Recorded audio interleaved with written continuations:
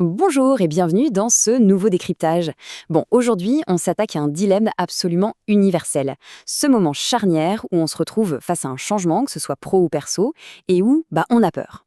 Et c'est normal, hein, notre cerveau est carrément programmé pour redouter l'inconnu, c'est biologique, on a tendance à complètement se figer dès qu'il y a de la nouveauté. L'idée de ce décryptage, c'est de regarder un peu sous le capot de nos prises de décision. Le document de référence qu'on analyse propose un changement de paradigme total, une toute nouvelle manière de voir la notion même de risque. En avançant étape par étape, on va voir que ça éclaire complètement les choix qui s'offrent à nous. Alors, on appelle ça l'illusion du risque. On grandit tous, ou presque, avec cette certitude absolue que de lâcher notre petit confort pour aller vers l'inconnu, c'est vraiment le danger ultime. C'est le saut dans le vide, quoi. Mais en fait, il y a un énorme décalage. D'un côté, on va surestimer massivement les risques du changement. Et de l'autre, on sous-estime de façon assez tragique le coût de rester sur place. La source souligne bien que c'est souvent l'expérience qui finit par nous mettre face à cette dure réalité. Dans notre tête, les dangers d'une nouvelle aventure prennent des proportions énormes. Mais bizarrement, le prix à payer pour rester dans une situation qui ne va plus, ça, on l'efface complètement. C'est un vrai biais cognitif. En gros, c'est comme si on fixait avec angoisse une montagne qu'on doit grimper, sans se rendre compte que le sol sous nos pieds est littéralement en train de s'effondrer. Et c'est ça, le point absolument crucial.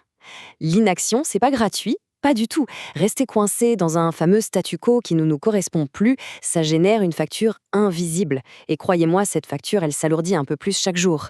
Si on décortique un peu cette facture de l'inaction, elle se divise en 3 grosses parts. Premièrement, le temps perdu. C'est littéralement la ressource la plus précieuse qu'on a parce qu'elle ne se recycle jamais. Chaque jour passé à stagner, c'est une journée rayée de la carte pour s'accomplir.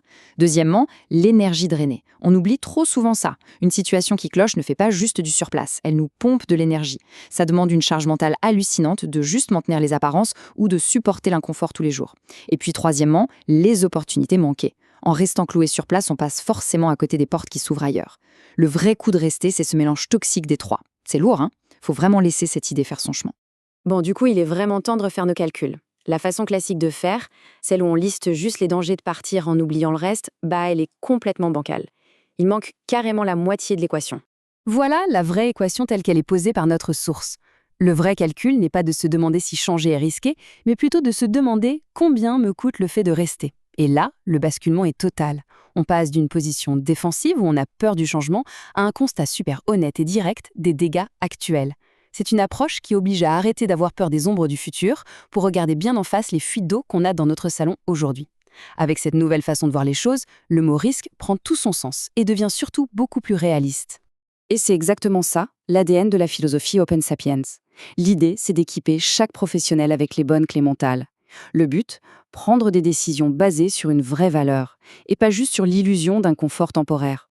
Alors, pour boucler ce décryptage, on va se laisser sur une petite réflexion personnelle.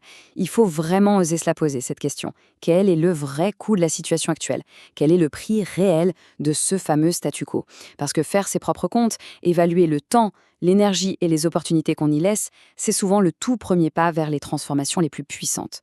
Bref, c'est le moment d'arrêter d'ignorer cette facture silencieuse.